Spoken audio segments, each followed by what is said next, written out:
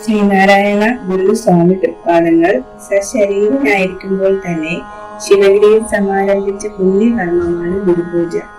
അഷ്ടോത്തര ശതനാമാവലിയാൽ മഹാസമാധി പീഠത്തിൽ നടത്തപ്പെടുന്ന അർച്ചനയ്ക്ക് ശേഷം പ്രസാദമായി ഉച്ചഭക്ഷണം കൂടി ഉൾപ്പെട്ടതാണ് ഗുരുപൂജ. ഗുരുപൂജാ മന്ദിരത്തിൽ ഗുരുഷഡ്കം ചൊല്ലി ഗുരുവിന് ആദ്യം അന്നം നിവേദിക്കുന്നു. തുടർന്ന് ഭഗവത്ഗീത 15-ാം അധ്യായം ചൊല്ലിയ ശേഷം ഗുരുപ്രസാദമായി ഭക്തജനങ്ങളും അന്നം കഴിക്കുന്നു. വ്രതശുദ്ധിയോടെ നടത്തപ്പെടുന്ന ആരാധന സഫലമായി തീരുമെന്ന് ഗുരുദേവൻ ചൂണ്ടിക്കാണിച്ചിട്ടുണ്ട്. ഗുരുപൂജ കേവലം അന്നഭോജനത്തിനുള്ള ഒന്നല്ല, ഗുരുസന്നിധിയിലുള്ള സമർപ്പണ മനോഭാവത്തിന്റെയും വിശുദ്ധ അനുഷ്ഠാനത്തിന്റെയും പ്രതീകമാണ്.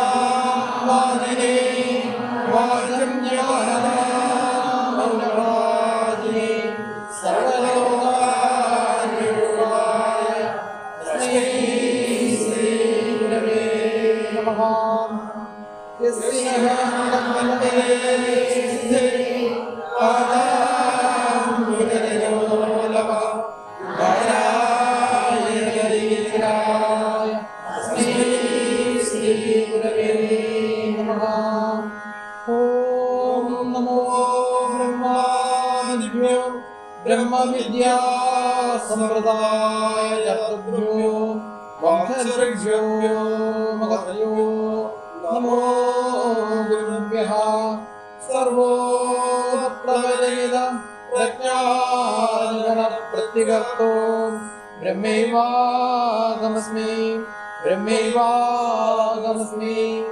वेदवेदान्तलक्ष्यार्थो भगवान् प्रणम्यते महाबाहो नारायणयतीश्वर